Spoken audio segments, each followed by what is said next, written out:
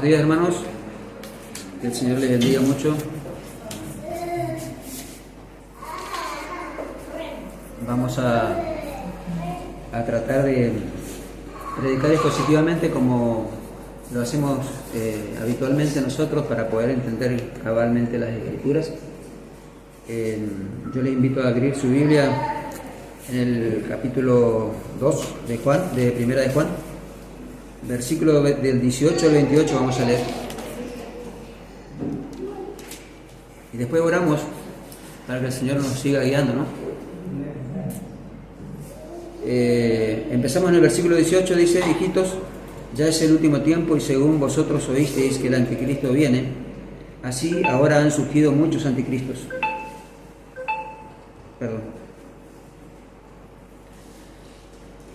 Por esto conocemos que es el último tiempo. Salieron de nosotros, pero no eran de nosotros, porque si hubiesen sido de nosotros, habrían permanecido con nosotros, pero salieron para que se manifestase que no todos son de nosotros. Pero vosotros tenéis la unción del Santo y conocéis todas las cosas. No os he escrito como si ignoraseis la verdad, sino porque la conocéis, y porque ninguna mentira procede de la verdad. ¿Quién es el mentiroso sino el que niega que Jesús es el Cristo? Este es anticristo, el que niega al Padre y al Hijo. Todo aquel que niega al Hijo tampoco tiene al Padre. El que confiesa al Hijo tiene también al Padre. Lo que habéis oído desde el principio permanezca en vosotros.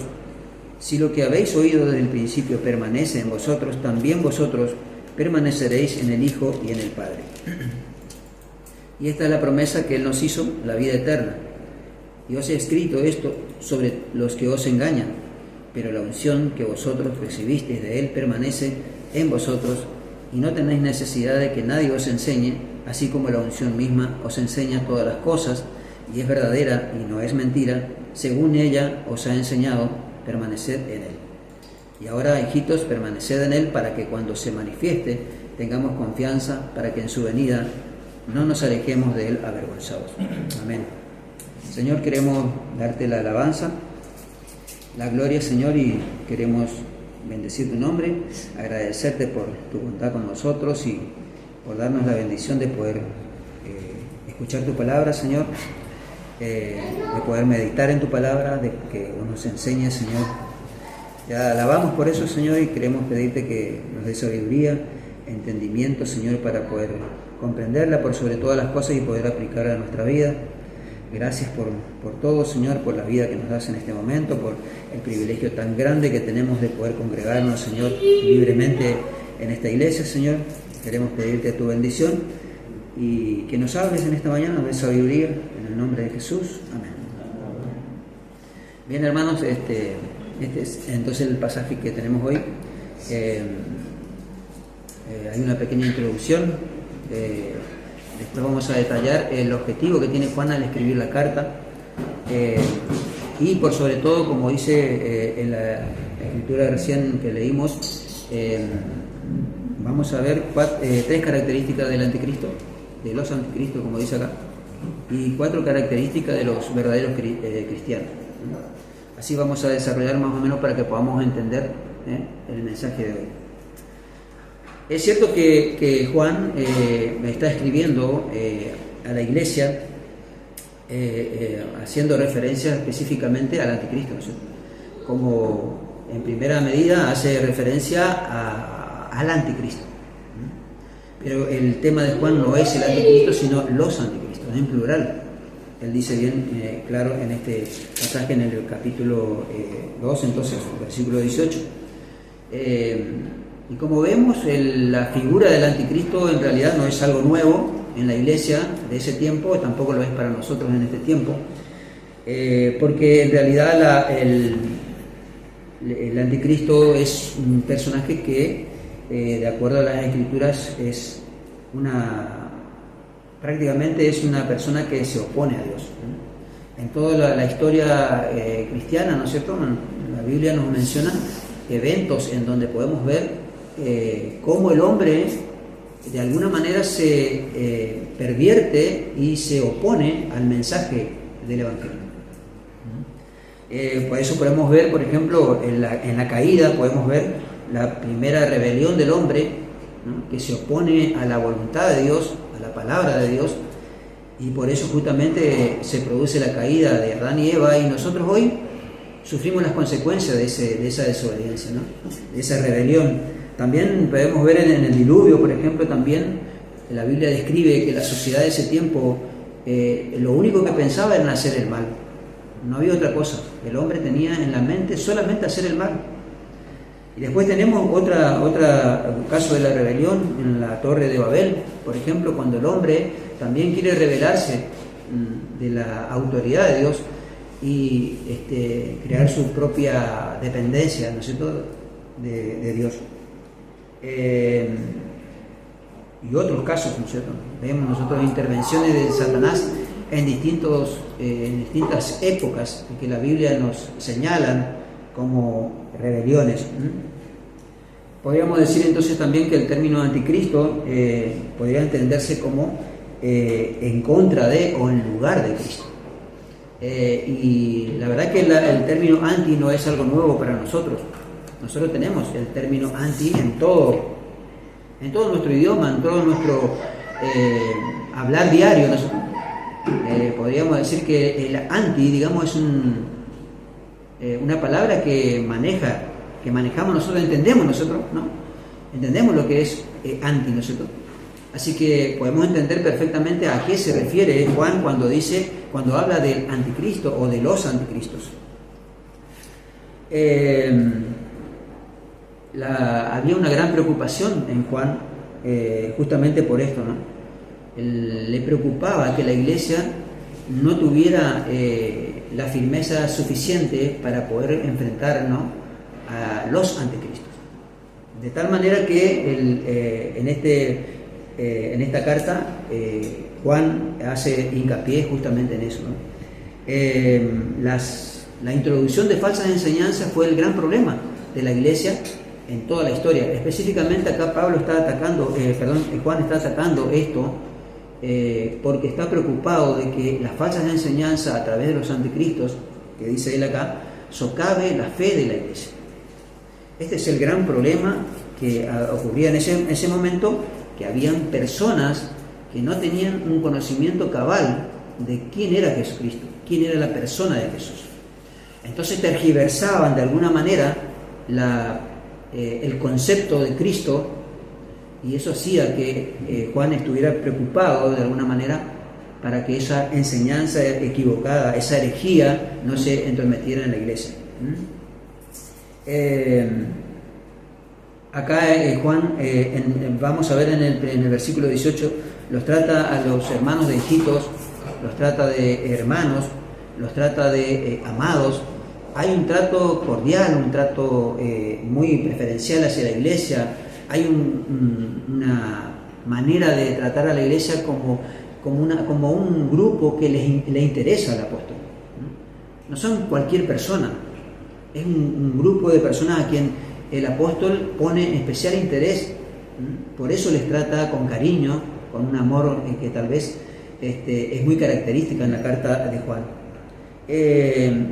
Pero Juan tenía bien en claro quién era Cristo.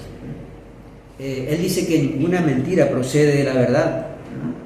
Entonces él, como lo leemos y buscamos el capítulo 1 de Juan, del Evangelio de Juan, nosotros podemos ver que él describe a Jesucristo con una certeza, con una cabalidad impresionante, ¿no? Porque podemos leer en el versículo 1, dice: en el principio era el Verbo, y el Verbo era con Dios, y el Verbo era Dios.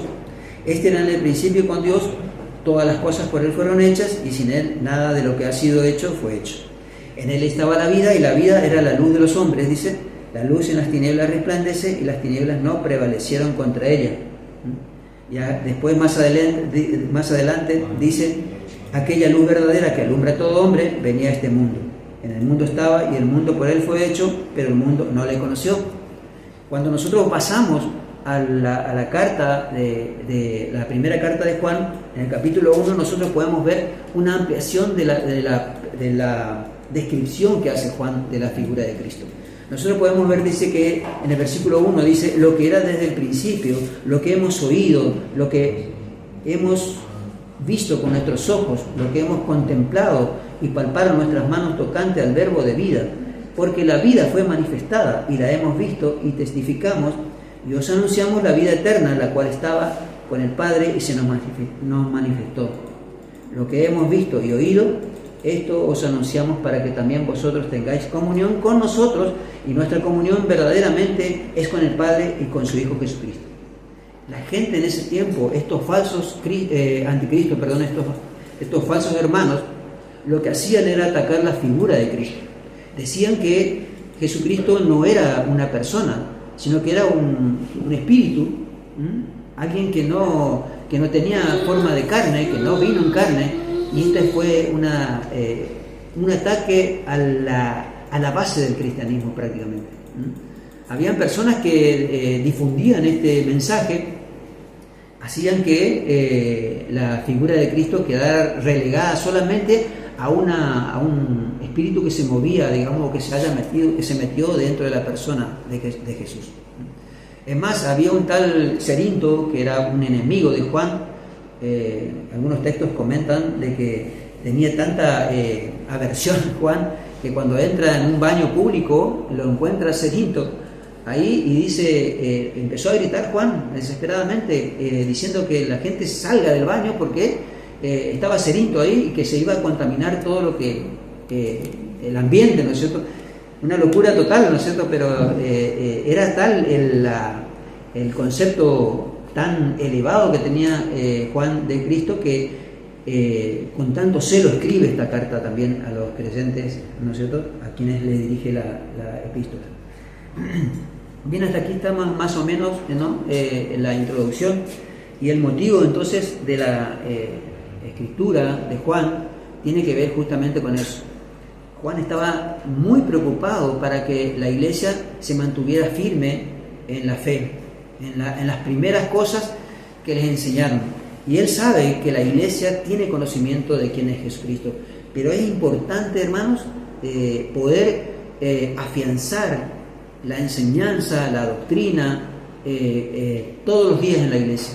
Las veces que nos reunimos es necesario, y nosotros sabemos quién es Jesucristo, pero es necesario que nosotros afiancemos el conocimiento de Jesús, ¿no? Porque nosotros tenemos engaños por todos lados, conceptos de personas que tal vez son sutiles y que pueden causar una grieta en la iglesia, y nosotros tenemos que cuidar eso. Como creyentes en el Señor tenemos que ser celosos de la palabra del Señor, y por eso la palabra del Señor no puede estar nunca ausente de nuestras vidas. A veces nosotros hacemos hincapié en la oración, y yo creo que la oración es importante, la iglesia debe orar, pero lo principal, así como tenemos en cuenta que Dios es un Dios de orden, la primera orden es la palabra del Señor, porque si no hay palabra del Señor jamás podemos orar nosotros a un Dios desconocido.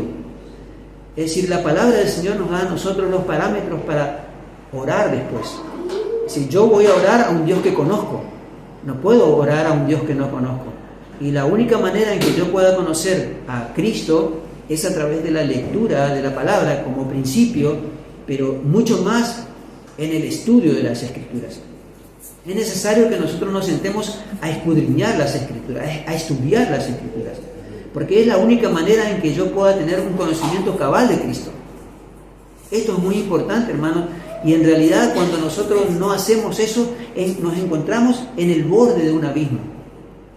Y es totalmente peligroso no poner los ojos en las Escrituras como fuente de toda verdad, de toda justicia, de vida eterna.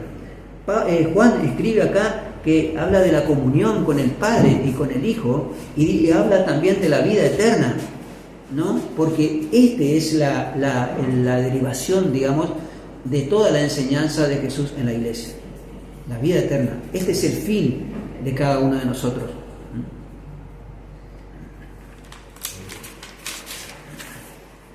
Él les trata entonces de hijitos y le dice en el versículo, en el mismo versículo dice: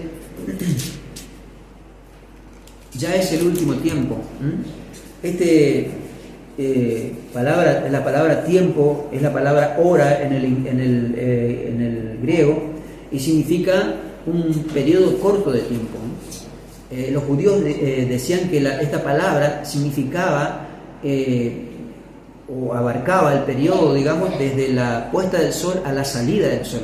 Y acá Juan dice, ya es, dice, el último tiempo, es decir, que ya estamos por amanecer. Y cuando habla de esto, Juan está haciendo referencia al amanecer en la venida de Cristo. Más adelante él dice eso, habla de la venida de Cristo. Si en la época de Juan estábamos prácticamente ya por amanecer, ¿cuánto más ahora, hermanos? ¿Cuánto más ahora que pasaron 2000 años prácticamente de lo que describe Juan acá? Ahora estamos prácticamente en la venida, en la puerta de la venida de Cristo. Y esa debe ser nuestra esperanza, que es una de las características que tiene el cristiano verdadero. Acá dice, entonces, ya es el último tiempo. Entonces, nosotros podemos ver que la urgencia con la que describe Juan acá también lo replica cuando él escribe Apocalipsis. Si nosotros podemos ver, por ejemplo, dice en Apocalipsis 22:7, he aquí vengo pronto, haciendo referencia a Cristo, bienaventurado el que guarda las palabras de la profecía de este libro. Por eso le decía yo, hermanos, qué importante que es guardar la palabra del Señor por encima de toda otra actividad en la iglesia. La oración, las actividades en la iglesia, todos son importantes, pero el Señor dice bien en claro acá que Él es bienaventurado, es aquel que guarda la palabra escrita. Entonces dice en el capítulo 22, versículo 12, dice también, he aquí yo vengo pronto y mi galardón conmigo para recompensar a cada uno según sea su obra. Y la obra que bíblicamente nos caracteriza a los cristianos es aquella que dice la palabra que Dios lo preparó de antemano para que anduviésemos en ella. Es decir, que todas estas obras no tienen que ver con quehaceres para agradar a Dios, sino que son producto de mi relación con Cristo. Y más, también dice Juan que destaca su inminente regreso y la aceleración de acontecimientos previos a ella. Uno de los acontecimientos previos a la venida de Cristo es la apostasía, ¿no? Y la presencia de este ser maligno, que él lo dice específicamente que va a aparecer más adelante, dice, y según vosotros oísteis que el anticristo viene. Él menciona al anticristo, pero el foco de esta carta no es el anticristo en sí como persona. Él va a explicar que en realidad, así dice, ahora han surgido muchos anticristos, por eso conocemos que es el último tiempo. 2 veces repite la palabra los últimos tiempos. Es decir, que nosotros tenemos una señal prácticamente bien concreta de la venida de Cristo. Y si nosotros prestamos atención, ya han aparecido los anticristos hace muchos años atrás. Y ahora también. Por eso hay que prestar atención, para que la iglesia no sea invadida por mensajes extra bíblicos, que no son mensajes, digamos, cristianos, son herejías que se han metido en la iglesia. Entonces, ¿quién es o quiénes son los anticristos? Es evidente que la iglesia conocía la historia, ¿no?, a través de la enseñanza de los apóstoles, y seguramente que conocían el cuerno pequeño de Daniel 7:8, el rey altivo de rostro de Daniel 8:23, el príncipe que ha de venir de Daniel 9:26, el que hace la voluntad, su propia voluntad de Daniel 11, ¿no?, el que viene también, como Juan lo explica en el capítulo 5, versículo 43, el que viene en su propio nombre. Es decir, la característica de estas personas, la iglesia lo conocía perfectamente. Es más, cuando Pablo, años antes, escribe a los tesalonicenses en su segunda carta, en el capítulo 2, versículos 3 y 8, él habla del hijo de perdición, el hombre de pecado, el inicuo, de tal manera que ellos tenían conocimiento, perfecto conocimiento, de la venida de un personaje que iba a ser el anticristo, ¿no es cierto? Es decir, Pablo no lo menciona como anticristo, pero da toda la característica que nos dice Juan en este lugar. Por lo tanto, entonces, acá Juan se enfoca en los anticristos y no en el anticristo. Este es un punto muy importante, digamos, a los cuales Juan lo identifica con los falsos maestros que enseñan en la iglesia herejías. Fíjense, hermanos, que estas herejías tienen que ver con la carnalidad de la persona. Yo les invito a que usted busque Gálatas 5, versículo 19, cuando él dice que son carnales que no tienen el Espíritu Santo. Porque si tuvieran el Espíritu Santo, como él dice más adelante, ellos permanecerían en la iglesia. Pero como no tienen, el motivo por el cual ellos salen de la iglesia es justamente la ausencia del Espíritu Santo. ¿Por qué? Porque el Espíritu Santo produce en la iglesia comunión, que es lo que decía en el capítulo 1 Juan. Nosotros tenemos comunión, dice, con el Padre y con el Hijo. No hay posibilidad de separar al Padre del Hijo. O tenemos comunión con el Padre, también tenemos comunión con el Hijo. Y si tenemos comunión con el Hijo, sí o sí tenemos comunión con el Padre. Y también tenemos comunión entre nosotros. Porque nosotros formamos un solo cuerpo. Esto es importante, hermanos. Entonces, ¿el cuerpo qué hace? En el cuerpo común nuestro, digamos, cuando hay algo que se mete dentro, que no le pertenece al cuerpo, ¿qué hace el cuerpo? Lo expulsa. ¿Por qué? Porque no le pertenece, ¿no? Porque produce, ¿qué? Enfermedades, pus, ¿no es cierto? Produce un montón de cosas que no le pertenecen al cuerpo. Por eso lo expulsa. Entonces dice, y manifiestas son las obras de la carne, que son adulterio, fornicación, lascivia, idolatría, hechicería, enemistades, pleitos, celos, iras, contiendas, disensiones, herejías, dice. Es decir, que las herejías, hermanos, son productos, en el hombre que enseña herejías en la iglesia, son productos de la carne. No son carnales los que enseñan herejías. Perdón, no son espirituales, son carnales. Y por eso enseñan cosas que tienen que ver con la carne y no con el espíritu. Dice, acerca de los cuales, esto, por eso le decía a nosotros, hermanos, hay que entender esto y es importante que entendamos esto y yo quisiera que yo le pueda explicar de la manera que usted pueda entender perfectamente en el peligro que nosotros nos encontramos cuando nosotros no entendemos bien la persona de Cristo. Porque dice bien claro acá, Pablo dice, acerca de los cuales os amonesto, como ya os lo he dicho antes, que los que practican tales cosas no heredarán el reino de Dios. Por eso es importante, hermanos, prestar atención a la doctrina de Cristo. Y es interesante también que Pablo lo involucra a las herejías dentro de las actividades carnales del hombre. Todos sabemos las actividades carnales, pero cuando hablamos de la carne, ¿qué es lo que se nos viene a la cabeza? Los adulterios, las fornicaciones, los robos, todas esas cosas. Pero las herejías generalmente no las tenemos en cuenta cuando hablamos de la carne. Pero sin embargo Pablo hace referencia a las herejías como un motivo para que el creyente no entre en el reino de Dios. Y por eso es importante. Y acá dice, Pablo dice, les amonesta en cuanto a la práctica, que significa, según el diccionario Vine, desempeñar repetida o habitualmente una tarea. Es decir, que el carnal, el hereje, digamos, hace eso habitualmente. Jesús mismo, al advertirle a sus discípulos sobre la presencia de falsos profetas, si leemos Mateo 7:15, dice que vienen a nosotros como vestidos de ovejas, pero por dentro, dice, son lobos rapaces. Los lobos rapaces no perdonan al rebaño, hermanos. Así que los falsos maestros, los herejes, tampoco nos van a perdonar a nosotros si entran en la iglesia. Porque el objetivo es separar a la iglesia de la comunión con Cristo. Pablo, al despedirse de los hermanos en Éfeso, si nosotros leemos Hechos 20:29, le dice, porque yo sé que después de mi partida entrarán en medio de vosotros lobos rapaces, que no perdonarán al rebaño. Lobos rapaces que no perdonarán al rebaño. En Mateo 24:11 dice, y muchos falsos profetas se levantarán y engañarán a muchos. Y en el versículo 24 dice, porque se levantarán falsos cristos y falsos profetas y harán grandes señales y prodigios, de tal manera que engañarán, si fuera posible, no creo que logren engañar a los hermanos, pero si fuera posible lo harían. Engañarán, si fuera posible, dice, aún a los escogidos. Por eso dice más adelante, porque salieron de nosotros, dice Juan. Salieron de nosotros, pero no eran de nosotros.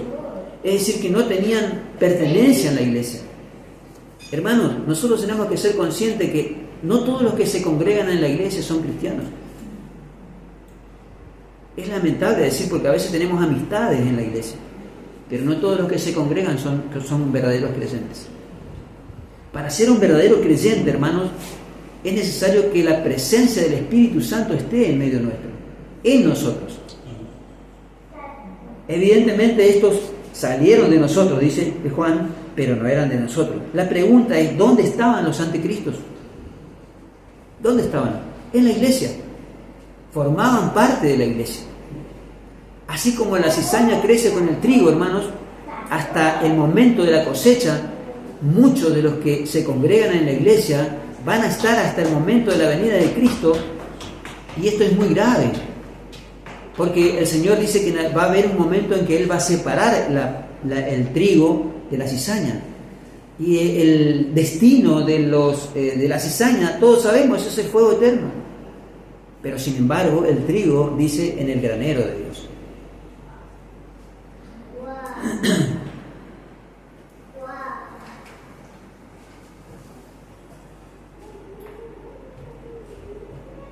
Dice el comentario de William MacDonald, aquí aprendemos que la verdadera fe tiene la cualidad de la permanencia. Si alguien ha nacido de nuevo, persistirá para el Señor. Escuchen lo que dice este señor William MacDonald, dice, no significa esto que seamos salvados porque persistimos hasta el final. Más bien, dice, significa que los que persisten hasta el final son los verdaderos salvos. No es lo mismo, ¿no es cierto? Aquí hace la aclaración. Entonces, permanecer, esta palabra significa estar en un lugar determinado y es una acción continua en el tiempo.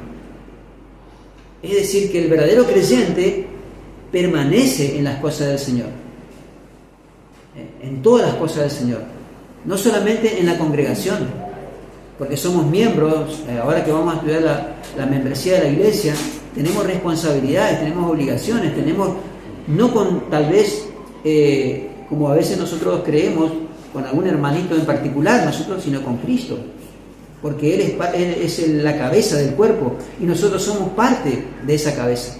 Sin cabeza no hay cuerpo. Así de claro es la cuestión, hermanos, y hay que entender eso, ¿no? Entonces, el propósito de la salida de estos anticristos es para qué, dice en el versículo 19, dice, salieron de nosotros, pero no eran de nosotros, porque si hubieran sido de nosotros, habrían permanecido. La palabra permanecer es una característica del creyente, y como estos no son creyentes verdaderos, por supuesto que no pueden permanecer en la iglesia. Entonces dice, pero salieron para que se manifestase que no todos son de nosotros. Acá la palabra manifestar significa mostrarse, evidenciarse tal cual es una persona.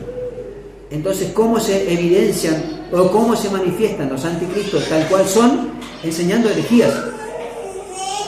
Y por eso justamente el cuerpo lo expulsa de alguna manera. Acá nos hace una aclaración, Juan, dice que ellos salieron, no dice que la iglesia los expulsó, ¿no? Por su propia voluntad salieron. ¿Por qué? Porque no pueden tener comunión con la iglesia. Entonces, una persona puede aparecer, dice el diccionario, bajo un falso disfraz sin revelarse verdaderamente quién sea. Sin embargo, ser revelado es manifestarse en su carácter real, ¿no? Acá nosotros en la iglesia actual, no digo en nuestra iglesia, en el cuerpo de Cristo, siguen habiendo anticristos, hermanos, y tenemos que ser conscientes de que si en la época de Juan estaban en las congregaciones, ¿no es cierto?, mucho más ahora. No todos los que están en las congregaciones son verdaderos cristianos. Pero hermanos, el Señor permite que pase estas cosas para ir zarandeando las cosas que no están bien y colando lo que está bien para que quede dentro de la iglesia eso. Y a veces, lamentablemente, como les decía, tenemos amigos, tenemos conocidos, familiares tal vez, ¿no? Pero no todos son creyentes, hermanos. No de todos es la fe, dice la Biblia, es muy clara en eso.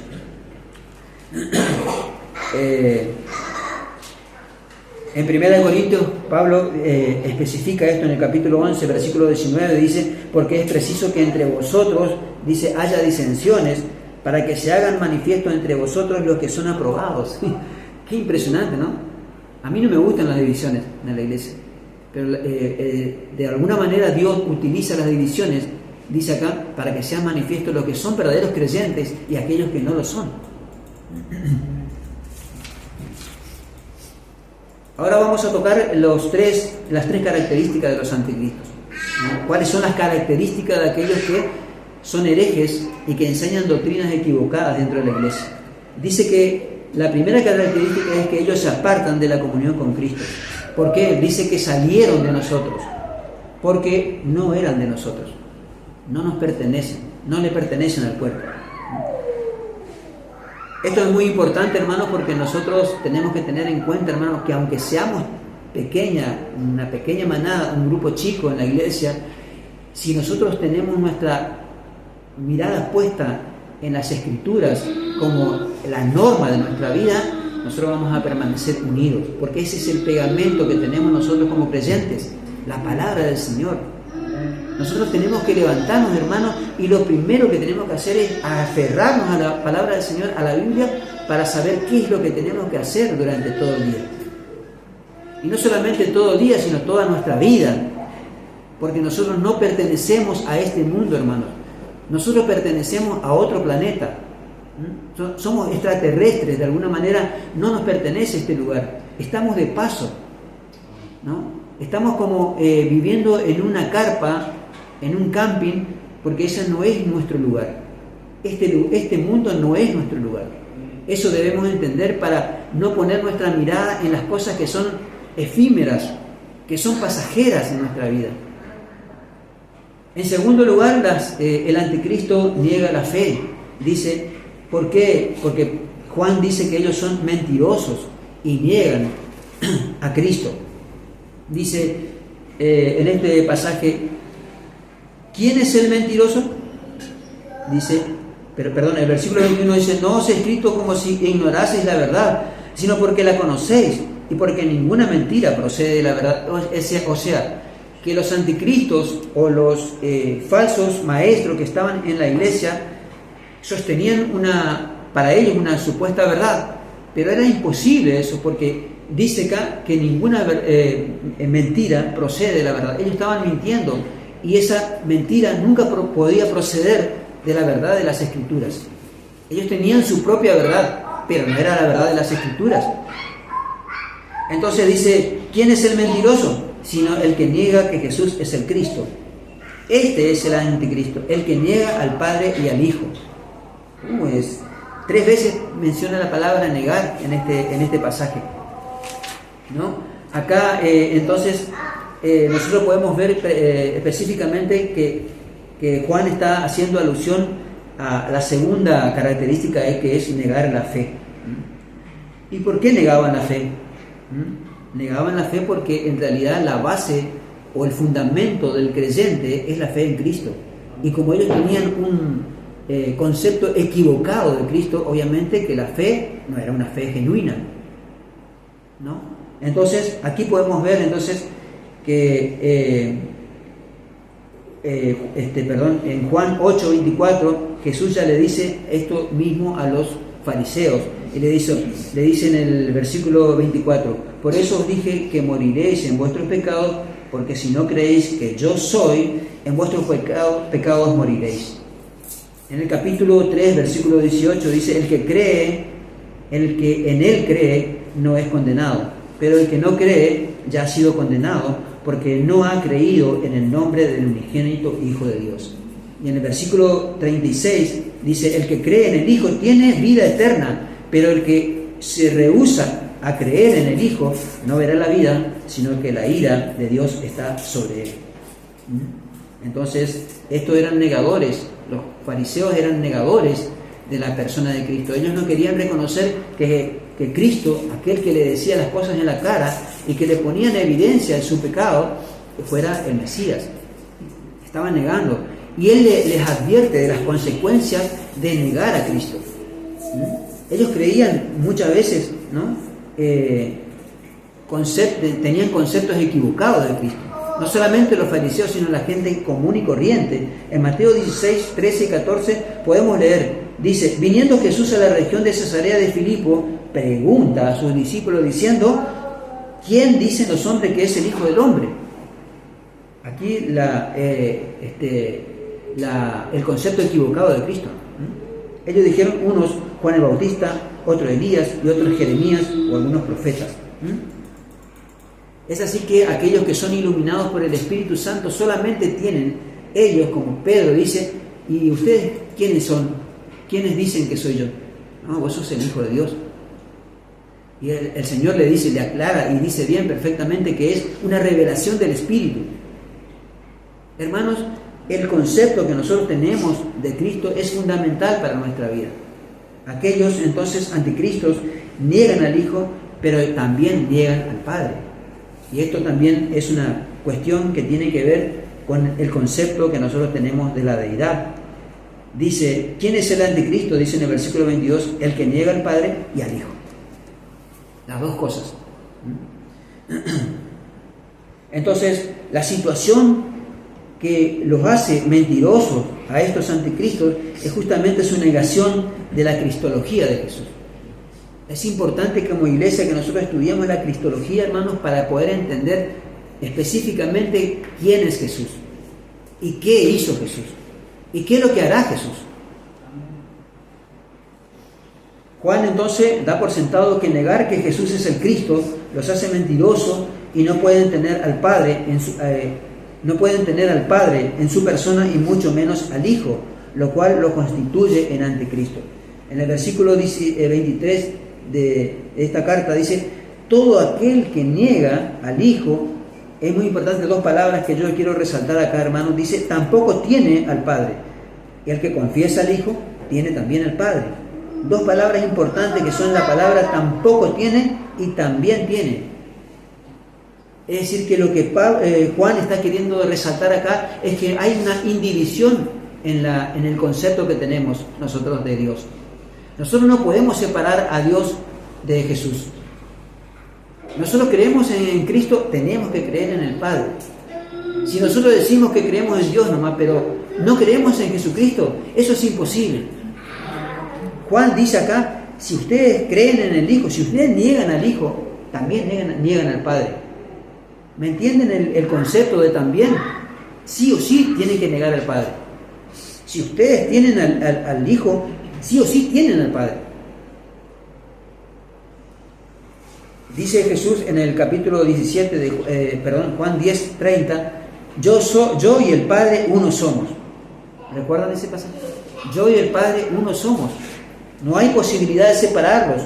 En el capítulo 17, versículo 22 dice, la gloria que me diste, yo les he dado en esta oración sacerdotal de Cristo para que sean uno, así como nosotros somos uno. Él ora por la iglesia y dice que pretende que la iglesia, así como Él y el Padre son una sola persona, también nosotros con el Padre, unidos con el Padre. Por eso es importante la comunión a la cual los anticristos no pueden estar, no pueden permanecer. Él ora por aquellos a quienes considera parte del cuerpo.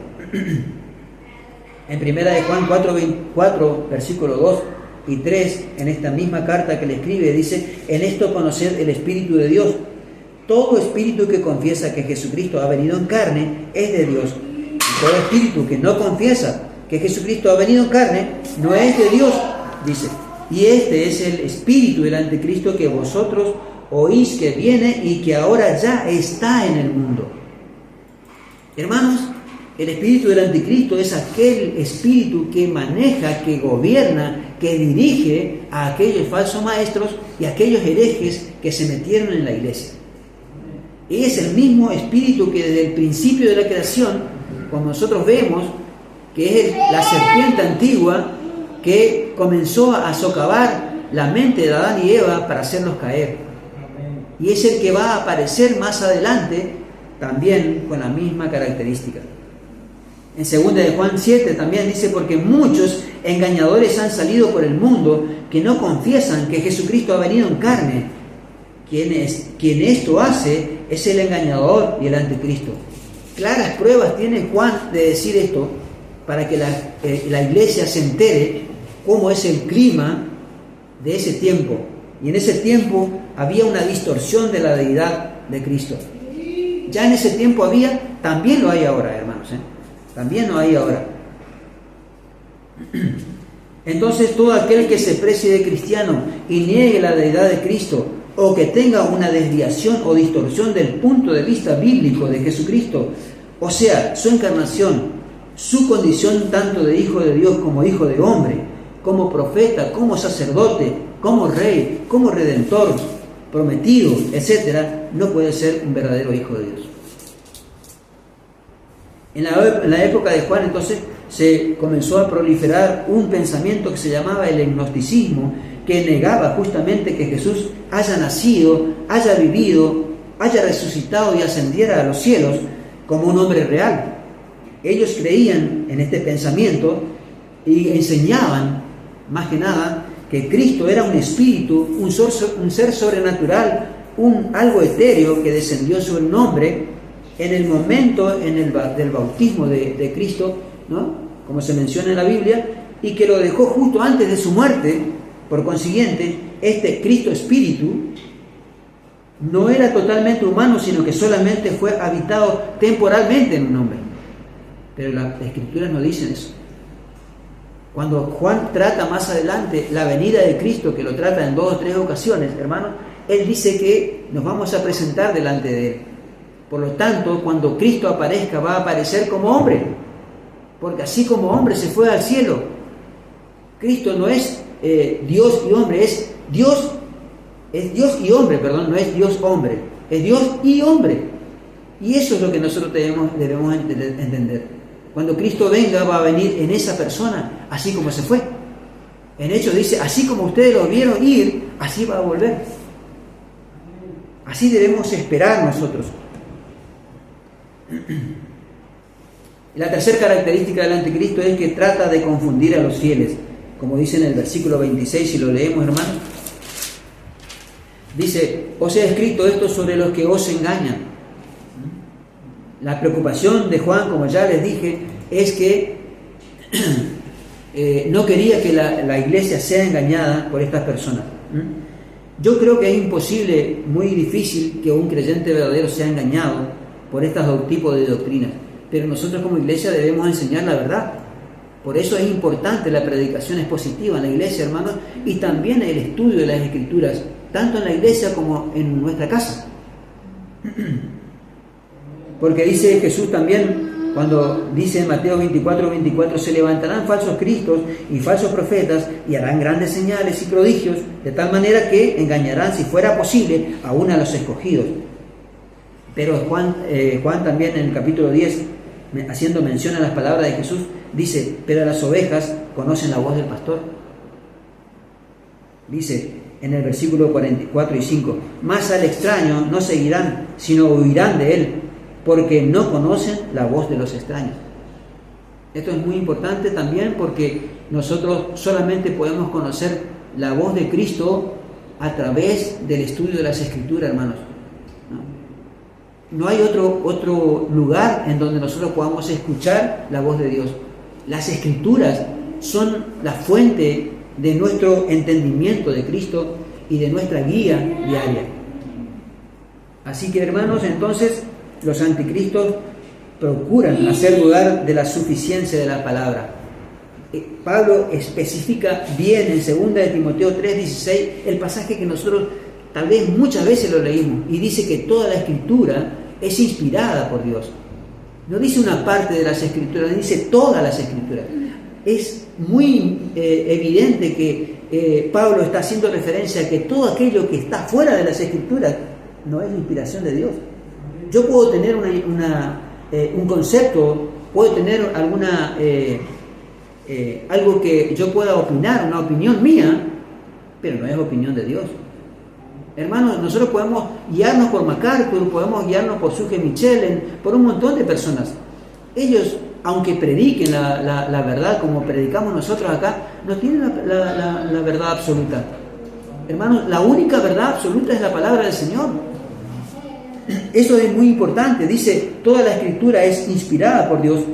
Y no solamente que empieza con las características y dice que es útil para enseñar, para redarguir, para corregir, para instruir en justicia. Y el objetivo de la palabra del Señor es instruir, llegar a que el hombre de Dios, dice, sea perfecto, enteramente preparado para toda buena obra. Cuando dice perfecto, significa completo, que no necesita otra cosa fuera de las Escrituras para que sea un hombre agradable a Dios. Las Escrituras son suficientes. Hay suficiencia en las Escrituras. ¿Para qué? Para que nosotros nos presentemos delante de Dios y no nos avergoncemos, dice más adelante Juan. Bien, hermanos, aquí entonces empezamos con las 4 características de los verdaderos cristianos. Versículos 20, 21 y 27, para tener en cuenta el esquema en el cual estoy desarrollando esta carta. En primer lugar, en el versículo 20, fíjense ustedes, hermanos, en el versículo 20 dice, primera de Juan 2. Dice, pero vosotros tenéis la unción del Santo y conocéis todas las cosas. La primera característica del verdadero creyente es que tiene la unción. No cualquier unción, ¿no? Sino la unción del Santo. ¿Quién es el Santo? Cristo. La unción del Santo. Todo verdadero cristiano tiene la unción de Dios. Los anticristos se presentan como poseyendo una forma elevada y esotérica del conocimiento divino y como poseedores de una unción especial, ¿no? Eso nos suena a personajes conocidos en este tiempo, de los que son ungidos, a quienes no hay que tocarlos, a los ungidos, ¿no?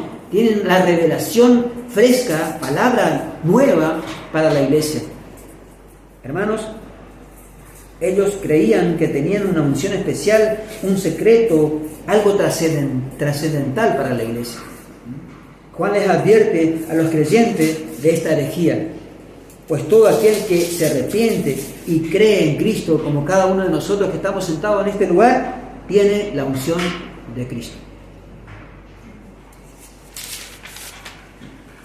La unción significa que es un ungüento, un aceite, y se refiere figuradamente al Espíritu Santo, ¿no es cierto? Que en el Antiguo Testamento se usaba el aceite para ungir a los reyes, a los sacerdotes, a los profetas, como forma o como señal de que sobre esa persona está el Espíritu de Dios, porque garantizaba que la palabra que saliera de la boca de los profetas en ese momento era una garantía de la palabra de Dios. ¿Habían falsos profetas en ese tiempo? Sí, habían. Eran soñadores de sueños, eran falsos profetas que decían cosas halagueñas, ¿no? Que querían poner en una situación al pueblo de Israel,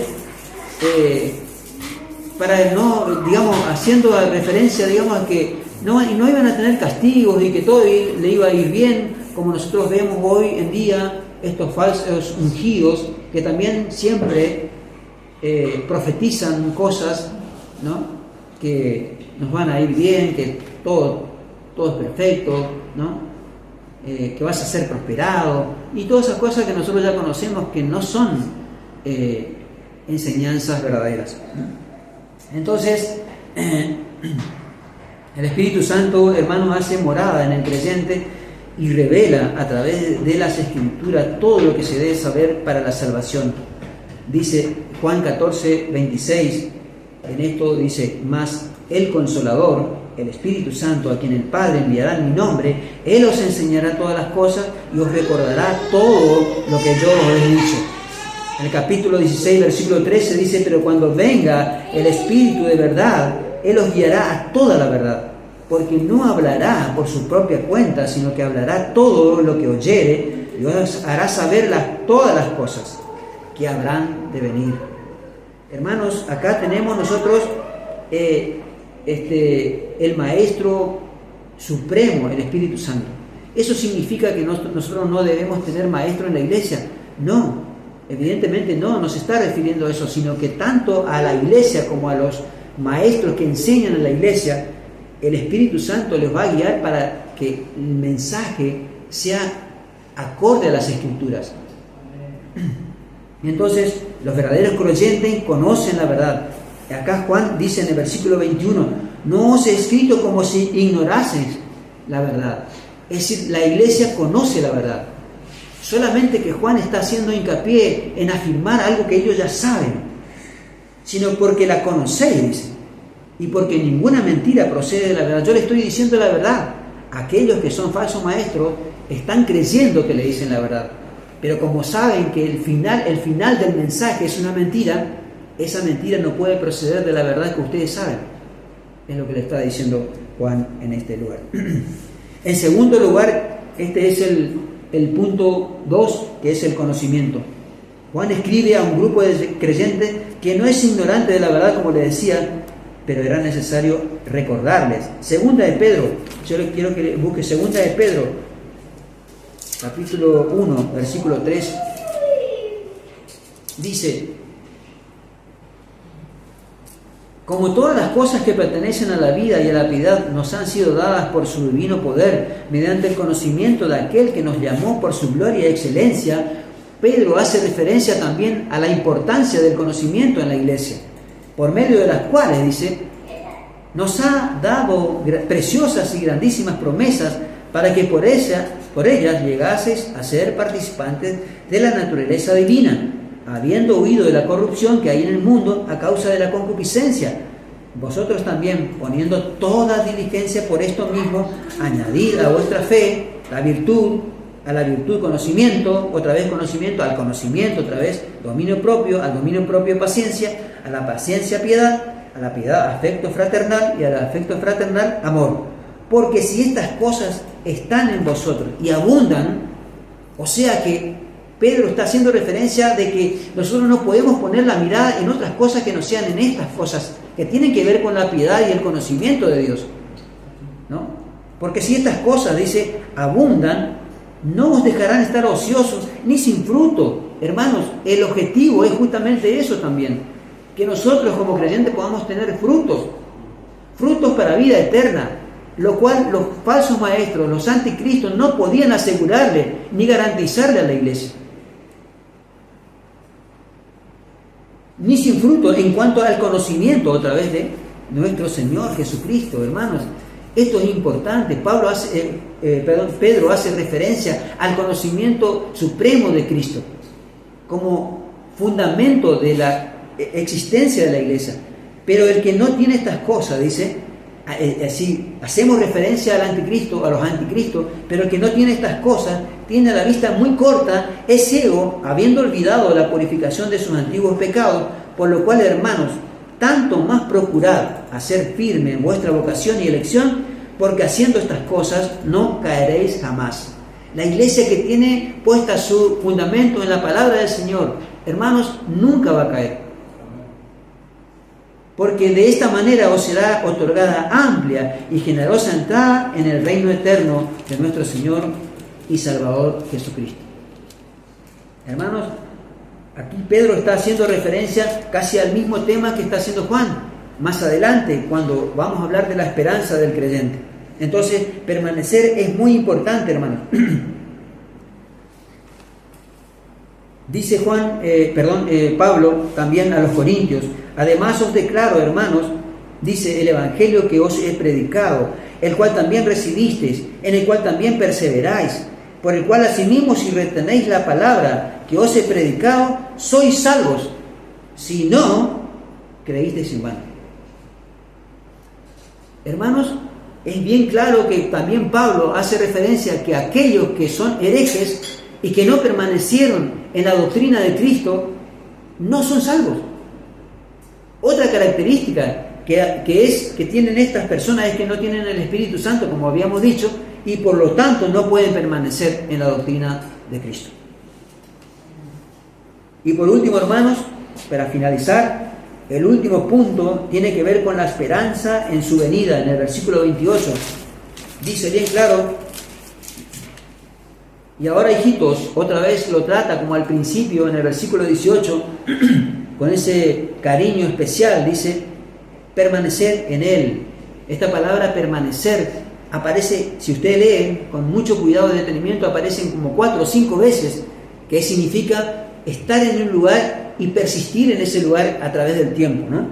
Entonces dice, permaneced en Él, en Cristo, para que cuando se manifieste ¿quién? Cristo, en su venida, nosotros, dice, tengamos confianza para que en su venida no nos alejemos de Él avergonzados. Hermanos, esto es importante también porque el creyente verdadero espera a su Señor, a tener y no teme ser rechazado por Cristo. Él dice acá, para que seamos aprobados. ¿Por qué no vamos a ser avergonzados cada uno de nosotros? Porque Él pagó por nuestros pecados y la redención y la vida eterna está garantizada. Sin embargo, los anticristos sí serán avergonzados, ¿no? Por no creer ni permanecer en su palabra. Se presentarán delante de Él y muchos, dice, me dirán en aquel día, Señor, Señor, no profetizamos en tu nombre, y en tu nombre echamos fuera demonios, y en tu nombre hicimos muchos milagros. Y entonces, dice la palabra del Señor, les declararé, nunca os conocí, apartados de mí, hacedores de maldad. Hermanos, la reflexión final es que nosotros, hermanos, debemos estar firmes en principio y como piedra fundamental en la palabra del Señor. Nosotros debemos afianzarnos en la palabra del Señor. Eso evitará que vengan engañadores a apartarnos de la palabra de verdad, a apartarnos de la comunión de Cristo. Y yo creo que es lo más importante, hermanos, que esto sea oro al Señor para que cada uno de nosotros, hermanos, podamos tener en cuenta esta situación. Para que nosotros, a partir de hoy, empecemos no a leer las Escrituras, porque yo creo que cada uno de nosotros leemos las Escrituras, sino a escudriñar las Escrituras, a estudiar las Escrituras, a indagar en libros, en diccionarios y a pedirle al Espíritu Santo que es el que nos va a guiar a toda verdad y nos va a indicar las cosas que van a venir. Qué importante es tener un maestro semejante, ¿no? Y no depender de otros que como yo, como cualquiera de nosotros que estamos en la iglesia podemos equivocarnos, pero cuando tenemos la guía del Espíritu Santo, hermanos, no nos podemos equivocar. El Señor nos va a guiar a toda verdad. Esta es nuestra oración, hermanos, para que cada uno de nosotros que nos presentamos cada día, cada domingo en la iglesia, que venimos los miércoles a orar, a estudiar la palabra, yo les animo, hermanos, para que usted también se acomode a las actividades de la iglesia. Es importante la comunión, hermanos. Esa es una de las características de todo creyente, la comunión con la iglesia.